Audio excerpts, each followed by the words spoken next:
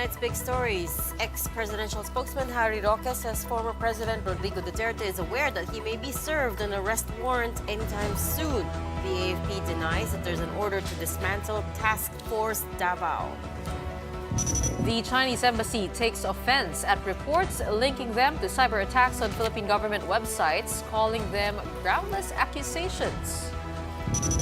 And Filipino researchers are exploring the use of artificial intelligence and 3D printing for bone tissue repair. We'll be speaking with the people leading this project later in the program. Welcome to the show. I'm Regina. I'm Gretchen. And I'm Shawn. Big news tonight. There's talk of a pending arrest warrant for former President Rodrigo Duterte. We have been hearing of it, and this time around, it's his former spokesperson, Harry Roque, who said as much. Roque said he received reports that there are directives to dismantle Task Force Davao ahead of alleged efforts to arrest the former president. The former palace spokesman did not disclose his source, and it's not clear whether this supposed impending arrest is connected to the International Criminal Court's drug war investigation. Well, in any case, alam nila na loyal sa mga Duterte itong Task Force Davao, so parang nagkaroon nga ng, yan po ugo-ugo ngayon na bubukin daw ang Task Force Davao.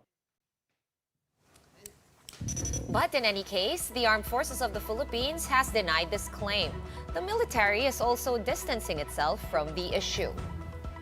There's no such issuance of any directive for the disbanding of the Task Force Davao. We'll remain loyal to the Constitution and, of course, to the chain of command.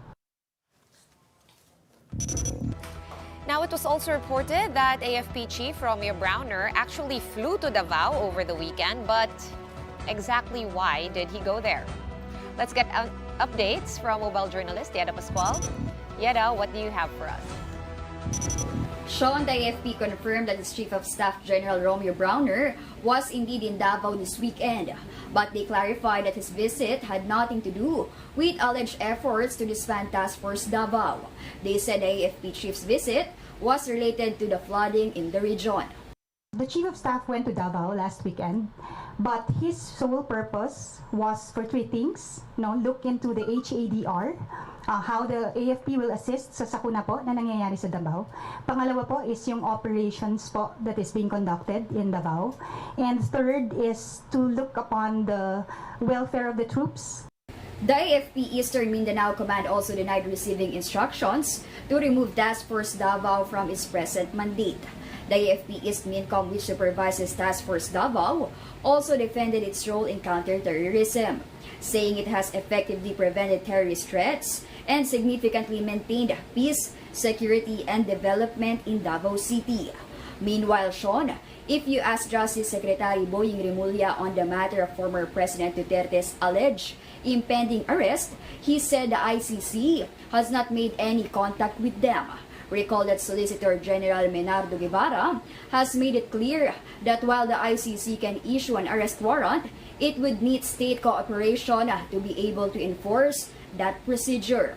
As far as Secretary Remulla is concerned, he doesn't know what former palace spokesman Harry Roque is talking about regarding this arrest against former President Duterte. Shawn? Right, thank you so much for that update, Yeda Pascual. A little information about Task Force Davao. Di natin alam. 2003, it was already formed. 20 years ago, they celebrated last year, their anniversary. It was because of a terrorist attack on Sasa Wharf and Sasa Airport that they are blaming on Jemaah Islamiyah, JI. That's why it was formed. Yes. You know 20 what? years ago. If you do frequent Davao, you will feel their presence talaga. There's sobrang daming checkpoints manned by talagang army dudes, army guys, soldiers, at all entry-exit points as well as yung mga terminals. Sometimes you have to roll your window down, especially when you're crossing from, let's say, Davao del Norte to Davao City. Talagang may pila doon sa checkpoint. And malaki nga itong 700. Dedicated sila. Oo, 700 soldiers yan, no? Tasked originally to protect Davao from insurgency, from terrorism. And Because we are, journalists, we're trying to get more details about each story that we report on. We did invite attorney Harry Roque tonight on the show to talk about, who his source was and what else former President Duterte told him, but he declined, saying, and I quote, regrets. Ito lang yung message niya sa atin. Regrets, but PRRD issuing a statement shortly. So then we followed up and asked him what time, what time exactly shortly, right? And he replied saying, not sure. Davao prepping it. So In that's short, all we know. it can be any time of the It can be day and any the night. time, and we know that Davao is prepping it, so that's all we know at this point in time. Okay, speaking of what I just said earlier, that AFP Chief Browner was actually in Davao City, former spokesman Harry Roque also said that Browner was indeed in Davao yun City na over nga. the weekend, allegedly to formalize the order. But as we know now, To dismantle Task Force Davao. Yeah. Yes, but as we know now, he was there to check on how the AFP could help flood victims over there. That's according to the AFP spokesperson, Colonel Padilla. At sinabi rin ni Colonel Padilla, there's no need to conduct loyalty checks within the military ranks, and that Task Force Davao has been instrumental in military operations in the area. So walang dismantling down na mangyayari. That's according to the Armed Forces of the Philippines. Right, and of course, back to AFP Chief Romeo Browner. He also came out with his own statement, strongly worded, denying that dismantling claims versus Task Force Davao. In fact, General Browner said that they plan to add more troops pa nga, no, in areas that need reinforcement. And 1PH's program, no, kaninang evening, this is of course sa totoo lang. They did have AFP spokesperson Colonel Francel Padilla, where she said there is no need to conduct loyalty checks. As Ayun Gretchen yung was- sinabi As niya. mentioned, mentioning. Okay. So we will see. We'll continue following this story throughout, through the twists and I turns. suppose we just have to wait for that statement. Oo nga, Davao's been in the news a lot lately. We were just reporting on Arturo Las Cañas. Remember him? Davao Death Squad. Linking Vice President Sara Duterte to the Davao Death Squad in Oplan, Tokhang. Also, ang daming groups, may Davao Death Yun na nga Squad, Oplan Tokhang, meron pang Task Force Davao. So it's good that we have those groups clarified what they're for, di ba? Yeah, and we're also still chasing this story, trying to see if we can get more information from it. But of course, it's hard to get clear sources at this point in time. Speaking of more information, let's move on over to the Senate as they will not halt their investigation into the People's Initiative despite calls to ease tensions between the House and the Senate. At a press conference, Senator Amy Marcos said the investigation will continue as it was necessary to clarify a few things. For instance, where the 55 million pesos used for the TV advertisement for the People's Initiative came from. The group behind it, Pirma, has said the money came from donations from private individuals and groups. Along with this, attorney Anthony Abad, who is allegedly behind the signature campaign for charter change, has promised to attend the hearing on February 13. Meanwhile, in a separate interview on Radyo 5, Senator Amy Marcos stated that she cannot intervene in the alleged signature buying issue. The senator also insists she's not picking a fight with the House of Representatives and is in favor, in fact, of a ceasefire. Hindi ako nakikipag-away. Pinapayuhan ko lang si Speaker at yung Office of the Speaker na sana tigilan na itong PI na to kasi lahat na lang nakausap natin. Sinasabi, unconstitutional method. However, it looks like the rift between the Senate and the lower house is still wide open. Let's get more of the details from Erwin Enriquez. Marian, what do you have for us? Yes, the leadership of the House of Representatives retaliated against the Senate's insinuations regarding the deadline for passing the economic charter change in March. They insist that Senate President Mig Zubiri made the promise. Senator Sonny Angara, chairman of the Senate Subcommittee on Amendments and Revision of Codes himself, stated that the deliberations on resolution of both houses number 6, or the amendment of the economic provisions of the 1987 Constitution, could possibly conclude in October. If passed, the plebiscite could be synchronized with the 2025 elections. But yesterday, the leadership of the Senate warned the House of Representatives not to instruct them and impose a deadline for passing the economic chacha this March. Hindi po natin gawaan dito sa Senado na kung ako, utusan ko kayo na ipasa ang RBH 6 in 2 weeks, baka akong tatanggalin ninyo. Tayo ba'y utusan dito, Mr. President? Tayo ba ay basta susunod na lamang kahit kanino? Mismong presidente ng Pilipinas, hindi ko narinig na sinabihan ang ating Senate President. The leadership of the House of Representatives were seemingly surprised by the recent remarks. They insisted that they did not set a deadline before Holy Week and they are not rushing the RBH 6. They claimed that the deadline came directly from Zubiri's mouth on January 15, the day he filed RBH 6. Senior Deputy Speaker Don Gonzales even read Zubiri's statement at that time. I don't see any problem finishing in this quarter. Before the Holy Week break, I don't see any problem. Kasi tatlo lang naman yung dapat tatlo lang naman yung tapos, napakasimple. It's otherwise, it's not specific. It's otherwise. So yun ang sinasabi lang ni Senate President. Hindi po namin sila inuutusan. Nagbabase lang po kami dun sa mga sinasabi ng kanilang leader. According to House Majority Leader Manix Dalipe, the problem is, by October, those running the 2025 midterm elections will already be busy filing their certificates of candidacy. In response to this, Zubiri said that he will leave it to Subcommittee Chairman Senator Angara to decide when the deadline will be. Some senators, meanwhile, didn't approve of the resolution adopted by the House, which expresses support for Speaker Martin Romualdez and defends the institution's integrity from alleged attacks by the Senate. Congress, however, defended themselves, saying they only expressed their views on the criticisms directed at Speaker Romualdez regarding the People's Initiative. For now, the tussle between the two chambers continue. Reg.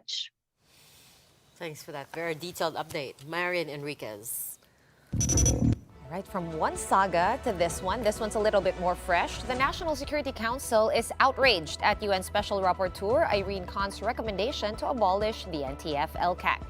Now that's according to Assistant Director General Jonathan Malaya, who gave an extensive interview about this on our afternoon program, StoryCon. Malaya said that Khan would not listen to their explanations. So it's perfectly possible that if we are able to dismantle all of the 11 weekend guerrilla fronts, we can then transition NTF-LCAC to a Peace and Development Committee. So National Task Force on Unity, Peace and Development. That's the game plan. And we told her that, no? Pero ayaw talaga niya makinig. I think we should learn our lessons from this entire episode. And let's be more careful about inviting foreigners to come to our country, and after 10 days, they feel very confident to find solutions to our problems. Khan wrapped up a 10-day visit to the Philippines this week, during which she met with government officials, journalists, human rights defenders, and political figures like former Senator Laila de Lima. Khan called the NTF-LCAC outdated and said that abolishing it would help address the issue of red tagging. But Malaya says it does not make sense to do so now, given that they believe they will achieve, quote, total victory against the CPP and PANDF this year. For the rest of that interview, look up StoryCon on One News page on YouTube. Up next, some good news. Inflation in January cools to its lowest pace since 2020. Find out what exactly drove this easing in prices when the big story returns. Stay with us.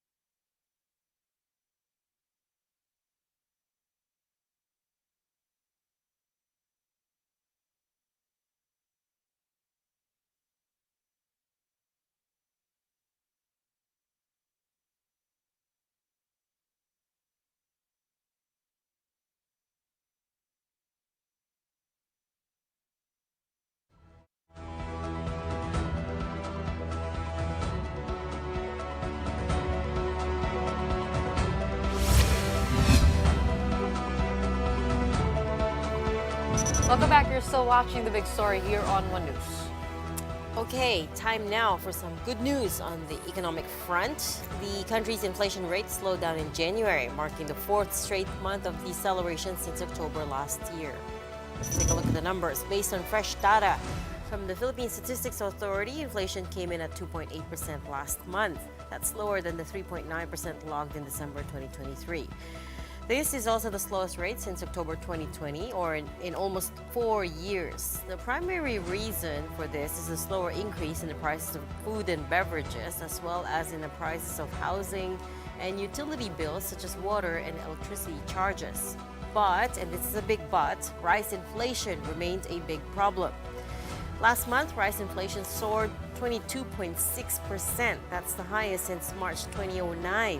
The agency attributed it to price increases in the global market. Also, the PSA warned that high inflation in rice could continue at least until July due to the effects of El Nino and the ongoing import ban in India. Sa world market, mataas ang presyo, ano? So, tinitingnan natin, in fact, sa discussion with the Department of Agriculture, nakikita nila na patuloy yung pagtaas. So sa ngayon, nakikita natin na compared to last year, kanina, mga 10 to 11 pesos yung increase. Ang expectation natin is that we will have rice inflation in the vicinity of 20% or higher hanggang mga July. So yun na, we're getting further and further away from the promise of 20 pesos a kilo rice. I did not realize in the last year, if we compare prices, 10 to 11 pesos ang inakyat in all categories. I'm talking about regular, milled, well-milled, at saka yung special rice, all gone up by 10 to 11 pesos per kilo. And this is why it's important to extract that figure from the main figure of 2.8, the main monthly inflation rate, right? Because if you extract, then you realize, wait a minute, our rice inflation is getting higher and higher. Because sometimes when you average it out, syempre, it muddles the figures. Hindi mo na realize. Well, this runs contrary to the movement of other goods, other products in the market. Yung ulam, nagmumura na. And one of the contributors to the slower inflation, yung itlog. Meron ngang calls to consume more eggs because of the oversupply. But kanina nakita natin sa screen natin, the prices now of rice. For the average price of well-milled rice, it saw a 25% jump to 54.91 pesos a kilo from last year's 43.92. The price of special rice, the average of that went up by 18.9% to 63.90 a kilo from 53.76. And the NEDA Secretary Arsenio Balisacan said the government is closely monitoring rice prices and will provide appropriate policy recommendations to the President. Well, I think so many recommendations have been forwarded to Malacanang. President Marcos, of course, as we know, up until most of last year, he was the Agriculture Secretary, so he's well aware of this issue. But I think they all are, but I mean, the figures still speak for themselves, right? We're talking about double-digit increases from last year. Hindi man lang a whole 12 months yan. This is still, we're talking maybe less than 12 months here. It's still double-digit increases. And again, rice being such a political commodity in this country. And this correct. really is the priority. You're correct. We're going farther and farther from the 20 pesos a kilo na bigas. Going at almost 3 times that for like the nice kinds of rice. Also, I think it's like 4 or 5 straight weeks now of oil price hikes.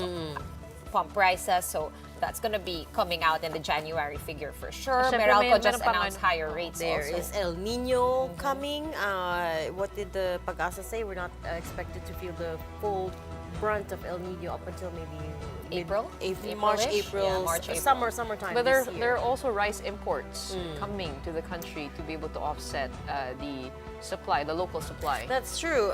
When the president was in Vietnam last month, they did sign a deal, initial deal for us to import, I think, 1.5 million metric tons of Vietnamese rice, which is very crucial. Diba, we spoke to former USEC Adriano saying that he said that was important. That's going to fill the gap.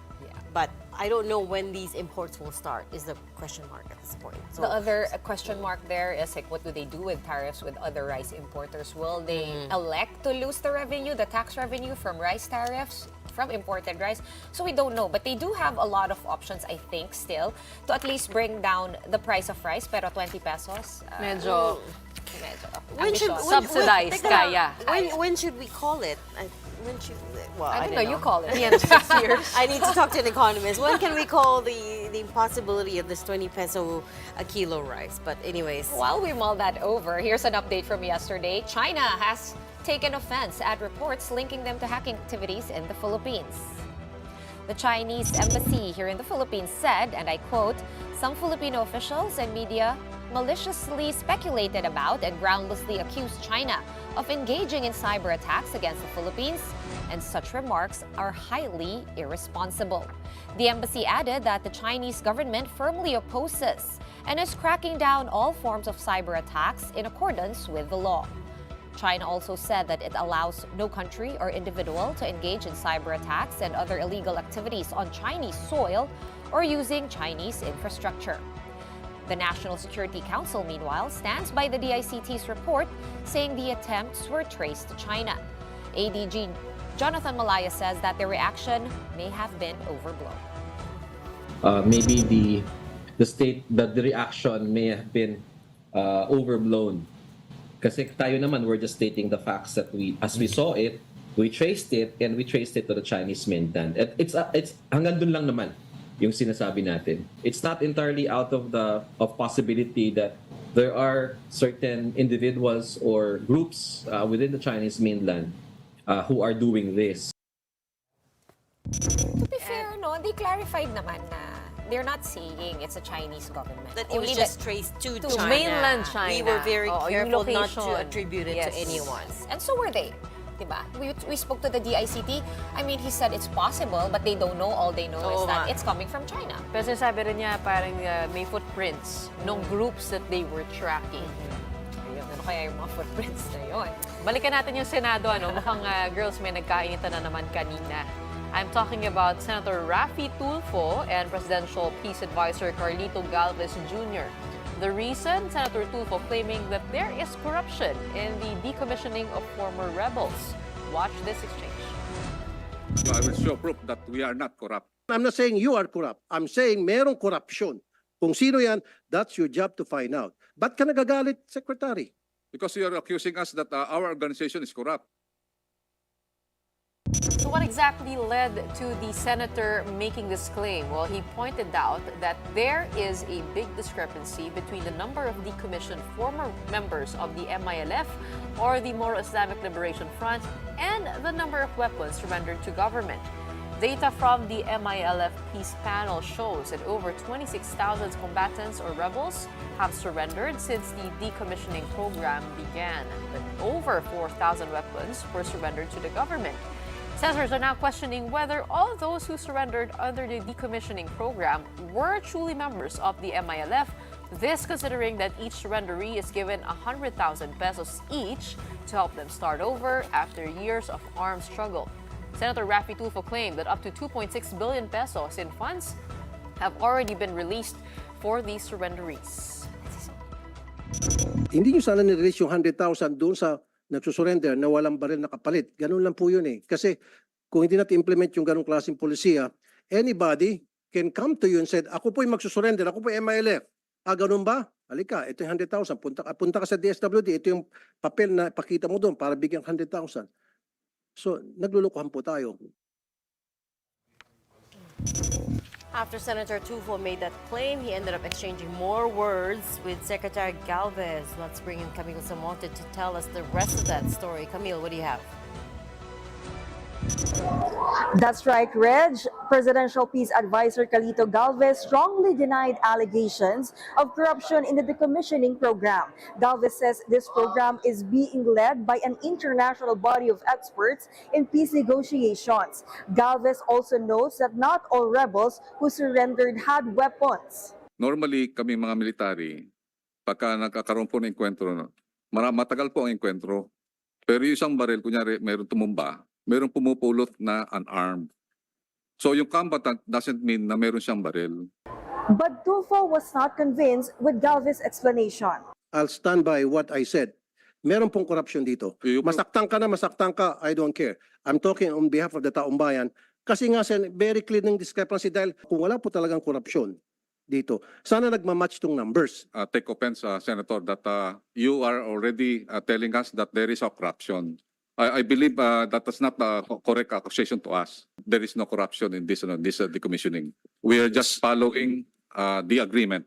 Sir, Do not tell us that we are corrupt. show me proof. Kasi pag I will show nakita ka sa proof, akin ng proof, then babawiin ko I will show proof, sir.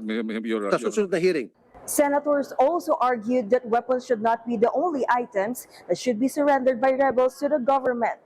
How will the government know if itong mga baril nito personal at hindi pagmamayari ng organization ninyo? I think that will be there is a target. Ano to, tiwalaan lang? Kung talagang sincere kayo na magbalik loob sa gobyerno, ay surrender nyo na lahat. Pati yung mga binigay ng mga sympathizers ng MILF. Reg, the Senate will conduct another hearing on this issue. This will be conducted on February 20. Reg? Thanks for that update, Camille Samonte. We did. I was just Go ahead. No, I was just gonna point out this stack of stories that we just read. Nagkainitan sa Senate.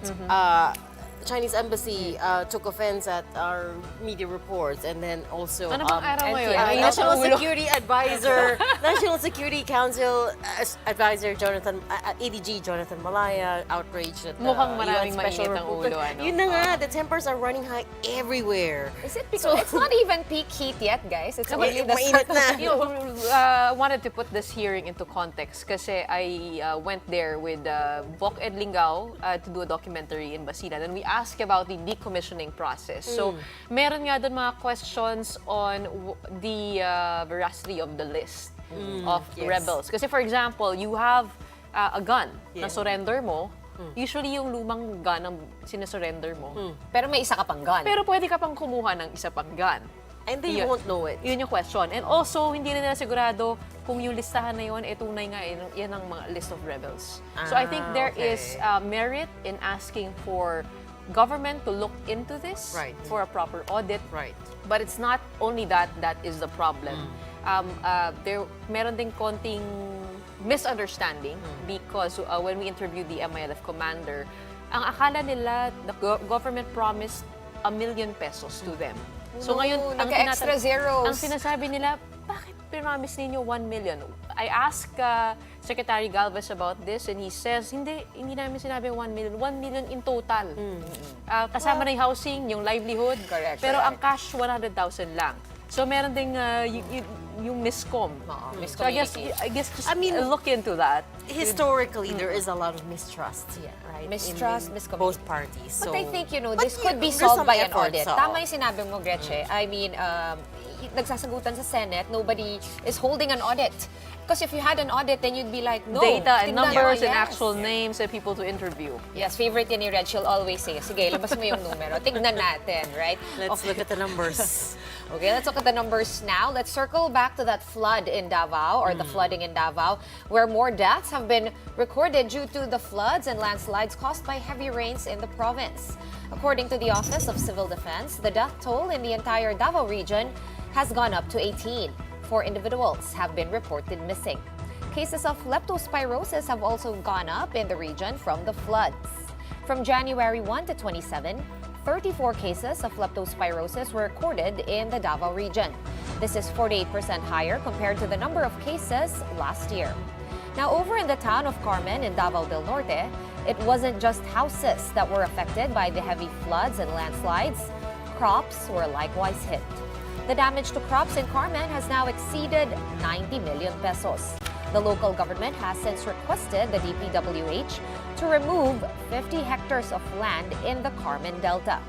This is the reclaimed land covered with mangroves at the exit point of the river to the sea. Officials also plan to raise this issue with President Bongbong Marcos when he visits Davao City tomorrow. Very optimistic ako na kung bumaha man, hindi na talaga magba-backflow dahil libre na ang agusan papunta ng dagat. Right, we're going to pause for a quick break, but right after that, can AI help rebuild body parts? We'll be speaking with 2 researchers who know a thing or two about that Dr. Erwin Enriquez and Adam Turner of the Ateneo de Manila University, who are researching using AI and 3D printing to repair bones. Don't miss that.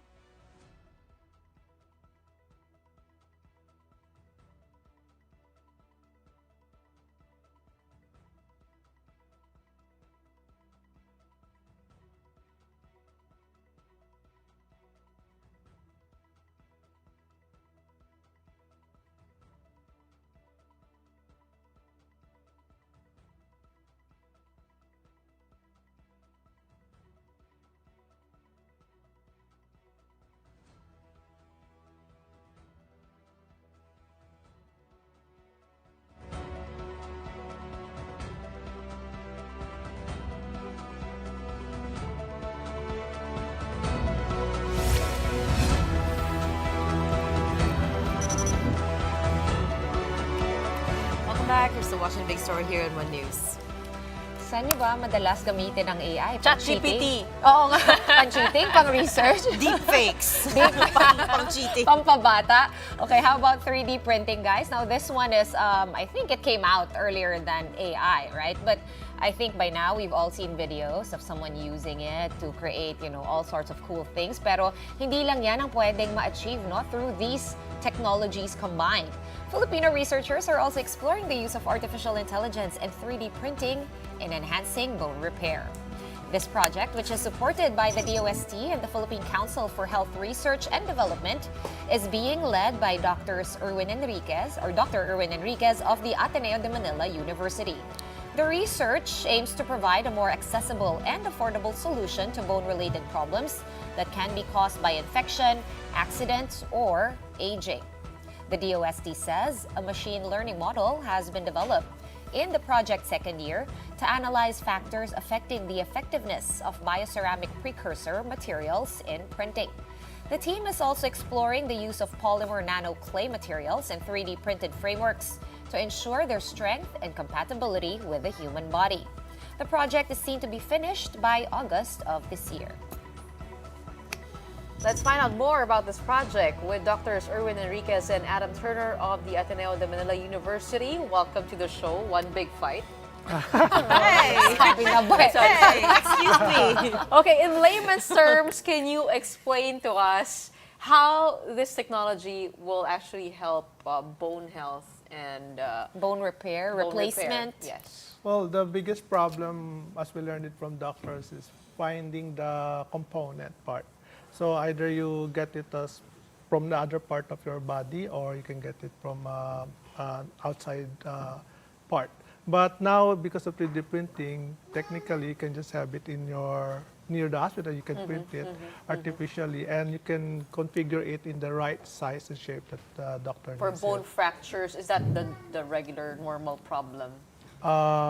Diseased bones, or sometimes from accidents, yeah. So those are the ones needing bone replacement. Now I understand the concept of using AI and 3D printing to come out with the shape. For example, I lose this chunk of my radius or my ulna, and you just kind of get that missing part, measure it, right? And then you can print it. But you also brought some material here, and I've never seen this in all my relatively minor experience with bone transplants. This is actually polymer nano clay. Yes, is it? yes. That's what I read earlier. Yeah. Can you tell us more about the material? Well, these are polylactic acid. It's a known biodegradable, biocompatible polymer.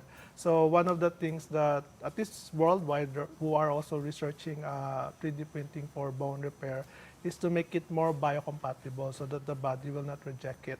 So as you are probably seeing now, we have samples here with different porous structure. So we call it biomimetic. So it's trying to mimic the porosity of the bone.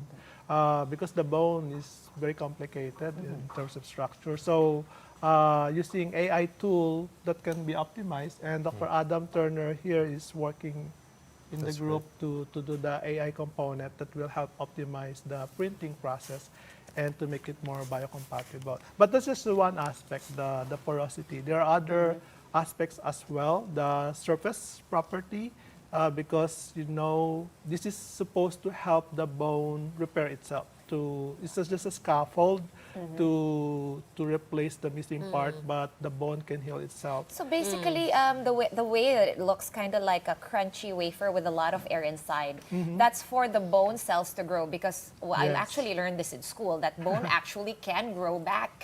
So that's just to direct it to grow in the right spots and fill in the holes in that kind of like a plastic section. Yes, exactly, yeah. Dr. Turner, talk us through how AI exactly is assisting this process. Okay, so a lot of the times 3D printing of materials like these is quite time-consuming. Just the printing itself is time-consuming. But not only that, there's also the research which goes into trying to determine what kind of plastics are involved or polymers, the porosity, the strength of that. Because different bones have different strengths, of course, the requirements. So a leg bone is not the same as a jaw bone. So what we want to do is create a system, and the AI model hopefully can help us, where we can request for the size of the bone or give the parameters of the bone. the size, the shape, and then the AI model can give us how we should print it. When we talk about AI, what are we talking here? Large language model? What kind of AI technology is being used We're here? mostly using sort of like, we had looked at sort of neural network type things, which do try to replicate how the human brain works, but we ended up moving into random forest models and other similarly related models, because those models that you're talking about require large amounts of data. Right. And oftentimes it's quite hard in a lab to get huge amounts of data. You're talking hundreds of thousands, if not millions of data points. That's just not really feasible in the lab. So we tried to choose models which were more applicable to our use case. You told us you haven't done clinical trials yet. What would be crucial in making it work? Towards Like be using this Well, in an actual human body? I think what we would be looking for is it would be well integrated, to have good vascularization, so that the bone could regrow through the polymer as sort of a guide. I mean, we call it a scaffold because that's, if you're building a house, you have a scaffold that you use to build your house. So your bone also similarly needs a direction to grow in. And so that's sort of the guide. And a quick follow-up. You did mention earlier that it is biodegradable. Does it just completely melt away inside your body, or will it stay there forever, entrapped within the bone, the bone growth? It's supposed to also be bioabsorbed, so it should also disappear, fade away as the bone. As the bone strengthens. So it's different from when you put in a metal part where right. it's permanent. So this one is more of a scaffold, just to help the bone repair itself, especially To make it faster. Yeah. Okay, what is to help the it. normal rate of growth of the bone, regrowth of the bone, and how much faster will this make that process? That, because we're not medical doctors, I don't believe have it is at answer 1 for millimeter per day. that. Yes. Yeah. Wow. Yes. Where did this idea come from? Why did you guys, how did you guys come up with this idea? There was a call for proposals by the Department of Science and Technology, and it was actually a call for India-Philippine collaboration. So there was an Indian professor from Vellore Institute of Technology who contacted us at Ateneo. So we got into talking. Actually, we have a third member in the group, Dr. Soma Chakraborty. Unfortunately, she's in Vietnam now. She's also a professor at Ateneo. So we got into talking. We wanted to collaborate. So there are some researches going on in the Ateneo on tissue engineering, but not 3D printing yet. So we combined some ideas. Adam wanted to infuse it with AI to make it smarter process. We're developing the materials to make it more affordable and ready for 3D printing. So Ateneo is not funding this project? Are they funding it? I've never heard of this being done inside a university, by the way. It's partly funded by the Partly, Ateneo. So the University Research Council is also putting in some funds as counterpart fund with the funding we get from the UST. Okay, you mentioned earlier that you guys are chemists, which Yes. makes me believe that your main goal is to find, the best biologically compatible material. But you're also actually doing the work of biomechanical engineers, I think. Are Somewhat, you? Or do you have a multi, practice team wherein there's a couple of chemists in there, there's a few engineers in there? How does it work? Yeah, actually, we're multidisciplinary. That's Our collaborator in India is from the mechanical engineering department. He's actually building also his printer. And I'm chemist, but I'm also practicing materials engineering. So it's materials. And Adam is chemist doing computational work. So it's very multidisciplinary.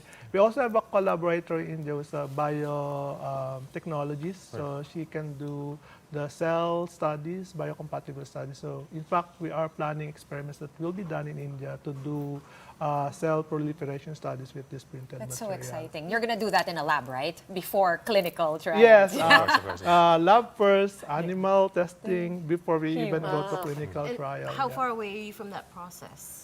We're ready to do cell studies, so that can be done in India. Yes. What are cell studies? Cell studies meaning you can put it in like a dish? petri dish, and then you let real cells to grow to see how it's being integrated by the scaffold. So that will provide you a lot of information that can also be incorporated into the AI modeling, so that the biocompatibility is also evaluated. Is there a specific demographic that you're looking to help with this research? Not yet, but at least aging people, they also have small problems with bone, diseased bones especially. But we're just talking with the wife of Adam, who's a dentist. Turns out she actually does a lot of surgery, jaw surgery, and these are the things. I said, because I was talking with her only now, she's like the best consultant for this. Oh, yeah. Because I did read an I do article. have 2 crowns, and they did have 2 amputees. Can you Of course, we want to help everybody that we can with this. You know, this technology has a great chance to help people because it doesn't, hopefully won't come with the large cost implications that are associated with other types of grafts.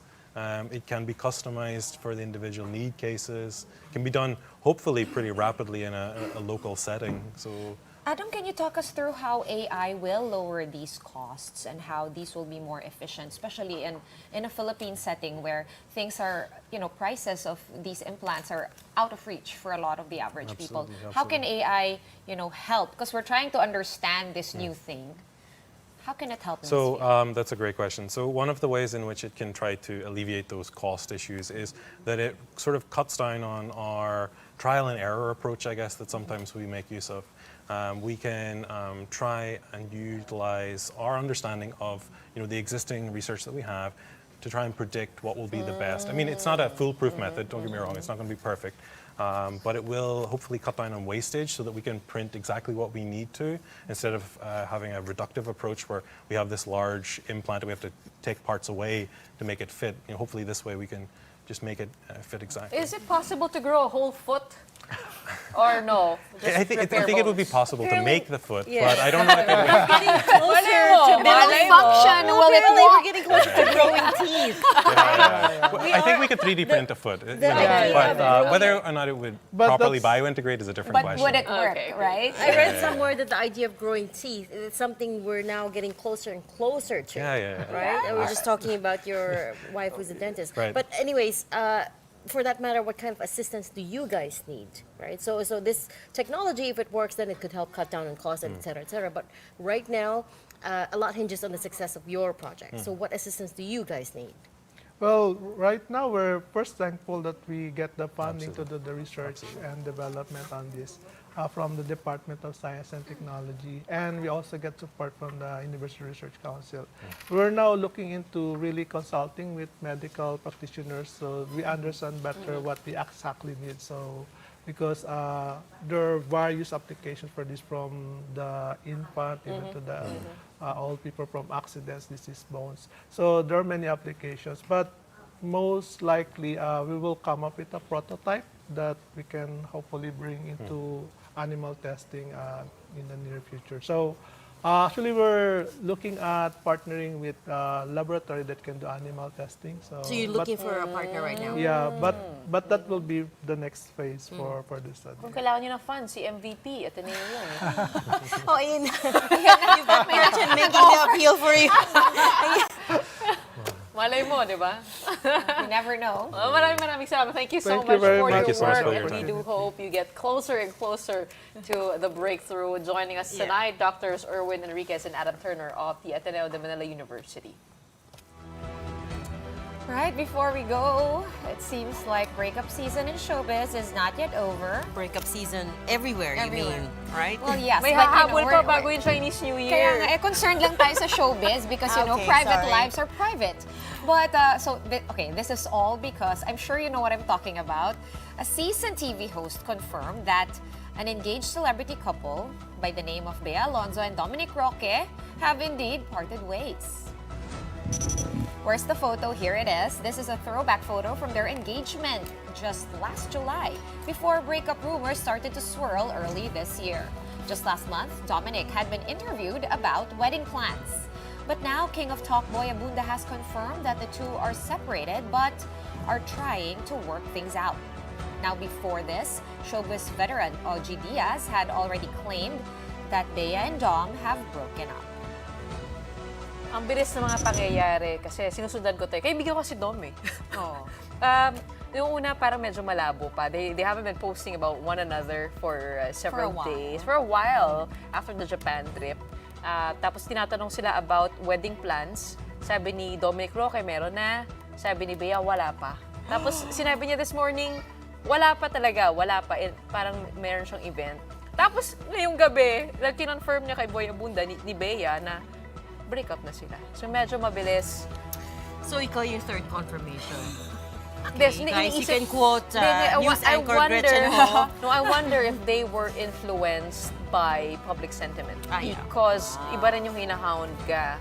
It puts a lot of pressure. Bawat post mo, tinitignan, ginagawa ng Endlessly intriga. scrutinized, Pati yung glam team ni Bea Alonzo was posting something kanina sa stories nila about a manipulative sad boy. Yes, I saw that. Hopefully it's not about Dominic because it's so sad to see how things have turned out. Well, we'll see. I mean, it does say they've broken up, but they're trying to work things out. That always confuses me. But let's see what they mean. Maybe we will But get... there is confirmation already from Bea that they have indeed broken up. All right, on that note, that sad broken up, heartbroken note. Baka maka-work to, mga AI 3D. Hindi yan nakaka-reconstruct ng heart. Not yet. Not yet. You don't know in the future. That's it for the big story on this Tuesday night. Year One News, all science, all the time. Thanks for tuning in. Have a good night.